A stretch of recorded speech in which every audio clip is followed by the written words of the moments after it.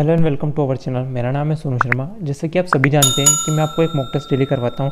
आज जो mock test करवा रहा हूं वो ओली बोर्ड का मॉक टेस्ट है, जीके जीएस वाला पार्ट है। ठीक है, 12 नंबर का है। आप कमेंट कर सकते हैं कि आपको कितने नंबर इसमें आए हैं। ठीक है, इसमें आपको विथ एक्स्ट्रा फैक्ट मिल जाएंगे। 12 में कम से कम आपको 50 क्वेश्चन कवर कर दूंगा मैं। ठीक है, स्टार्ट करते हैं। स्टार्ट करने से पहले मैं आपको बात बता देता हूँ कि जो सबसे बेस्ट टेस्ट सीरीज़ मुझे लगी है वो लगी है ओली बोर्ड की।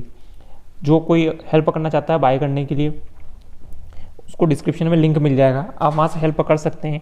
ठीक है, चाहे तो, अदरवाइज़ कोई प्रॉब्लम नहीं है, मैं जैसे जैसे बाय करके आपको करवा दूंगा। ये भी स्टार्ट करते हैं। पहला क्वेश्चन, वेयर अबाउट पुस्तक के लेखक कौन है, ये आपको बताना है।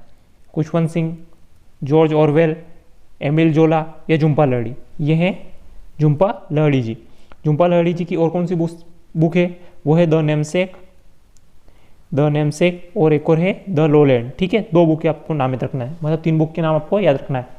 ये भी लॉन्च हुई है थोड़ा टाइम पहले। खुशवंत सिंह की इंपॉर्टेंट बुक है, कौन सी, ट्रेन टू पाकिस्तान। ये आपको वैसे भी याद होगी, ट्रेन टू पाकिस्तान। याद करने का, बुक्स और ऑथर का याद करने का तरीका सबसे अच्छा है कि आप ऑथर लिखिए, उस ऑथर से जितने भी बुक लिख रखी है ना, उन सब बुक्स को एक साथ लिख लीजिए। ठीक है, ये एक तरीका है याद करने का। मैंने बहुत सारी बुक लिख रखी है, मतलब ऐसे, और पूरा नोट्स बना रखे हैं अपने, कम से कम 500 बुक समथिंग मैंने लिख रखी है ऐसे। ठीक है, क्वेश्चन नंबर 2 है, 2021 में वाइल्ड इनोवेटर अवार्ड पाने वाली पहली भारतीय महिला कौन है, ये आपको बताना है। ठीक है, वैसे आपको याद होगा क्योंकि ये करंट का क्वेश्चन है। ये है कृति के कारंथो। कौन है, कृति के कारंथो। ये साइंटिस्ट हैं। ठीक है, आप याद रखिएगा, ये कौन है, साइंटिस्ट है। क्वेश्चन नंबर 3 की तरफ चलेंगे हम। क्वेश्चन नंबर 3 है, वर्तमान में रेपो दर कितना है। वैसे तो ये क्वेश्चन 2-3 बार रिपीट हो चुका है। रेपो दर है 4%, ये तो पता होगा आपको।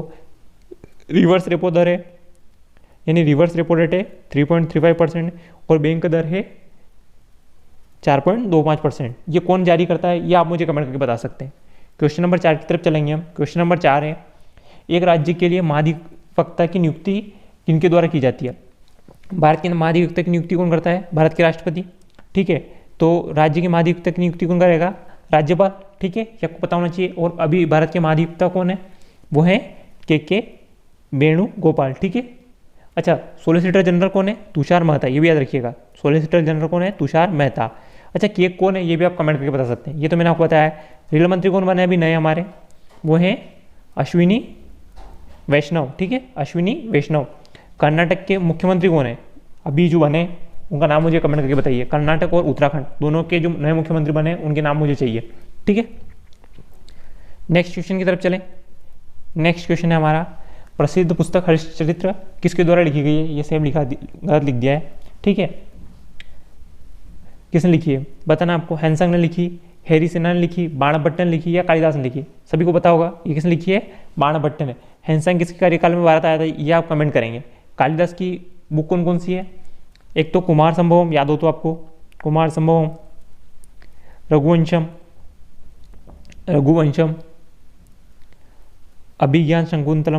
अभिज्ञान शाकुंतलम। ठीक है, ये इंपॉर्टेंट बुक है।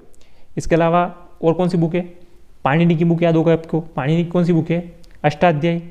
मुद्रा राक्षस किसकी बुक है, मुद्रा राक्षस विशाख दत्त की। ठीक है, ये आपको याद रखना है। ऐसी तो बहुत सारी बुक है, लेकिन अभी अपन जो इंपॉर्टेंट है उनके बारे में बात कर रहे हैं। भारत में कॉफ़ी का सबसे बड़ा उत्पादक राज्य कौन सा है, मतलब जो कॉफ़ी सबसे ज़्यादा प्रोड्यूस करता है वो कौन सा है। ये तो सभी को पता होगा कि मैंने आपको जैसे कि एनालिसिस में बताया था कि एक प्रोडक्शन से क्वेश्चन दोनों जो एग्जाम हुई उसमें आया है, तो इस बार भी आने की संभावना है।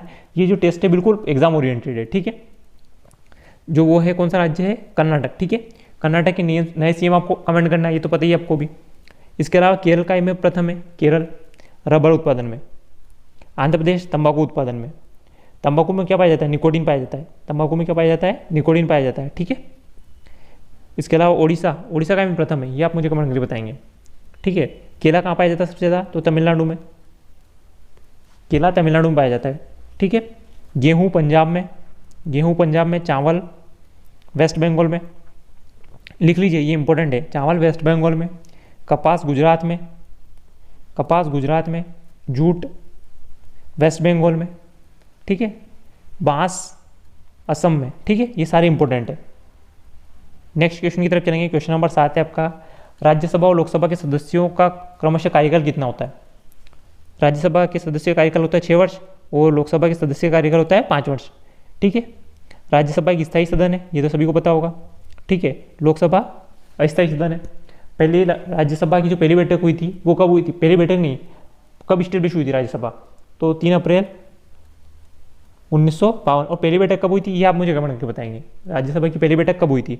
और आपको इनका जो है क्या अनुच्छेद याद होना चाहिए, कौन कौन से आर्टिकल हैं इसके। सरला याद होना चाहिए, वैसे तो सरला यानी संसद का 79 है, राज्यसभा का 80 और लोकसभा का 81। ठीक है।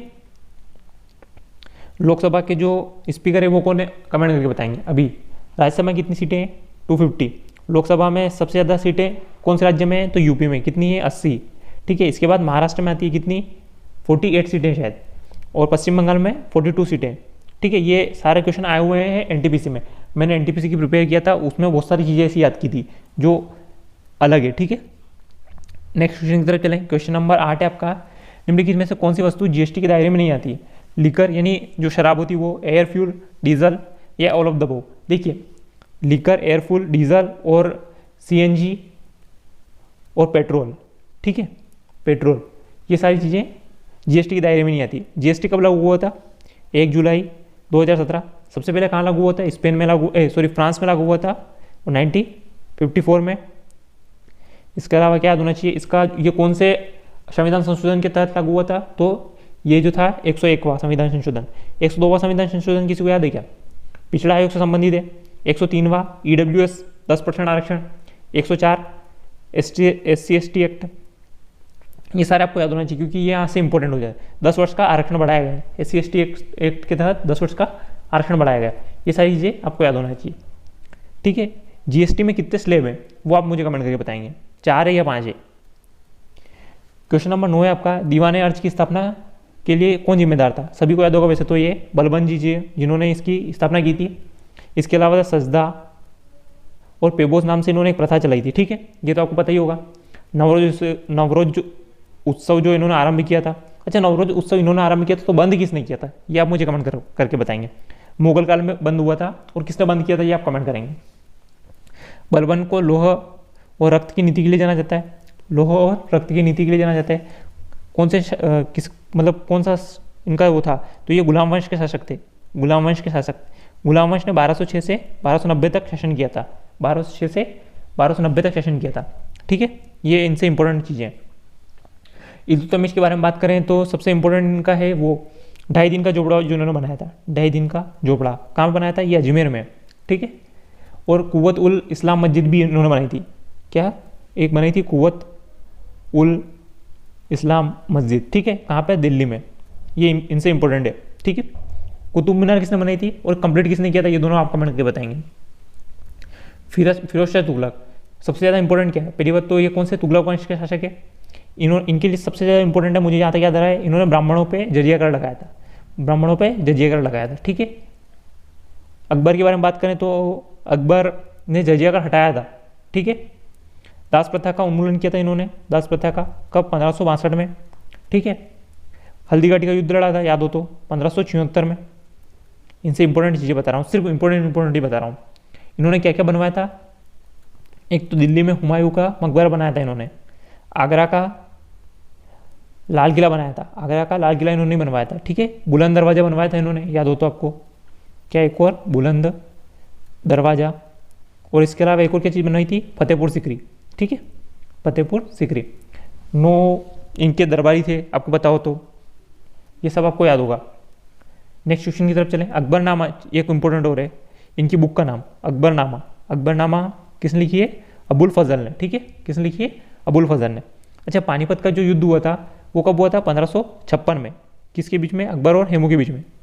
कौन सा वाला युद्ध हुआ था ये आप मुझे कमेंट करके बताएंगे।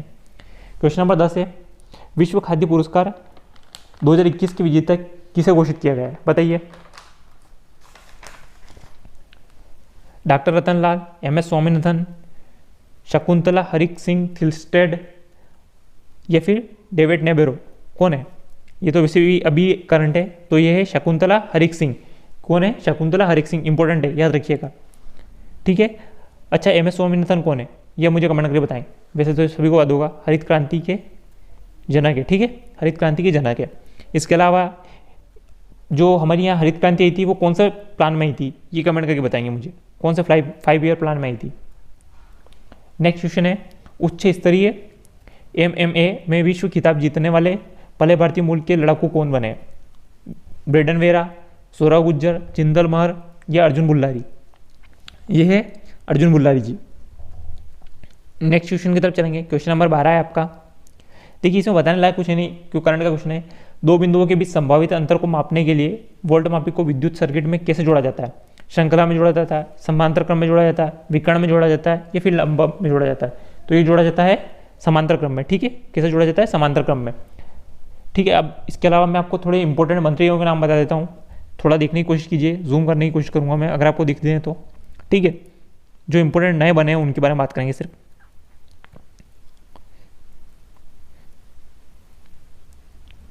देखिए एक तो सर्बानंद सोनोवाल का नाम याद रखना आपको, कौन से? मिनिस्ट्री ऑफ पोर्ट्स, ठीक है, और शिपिंग एंड वाटरवेज।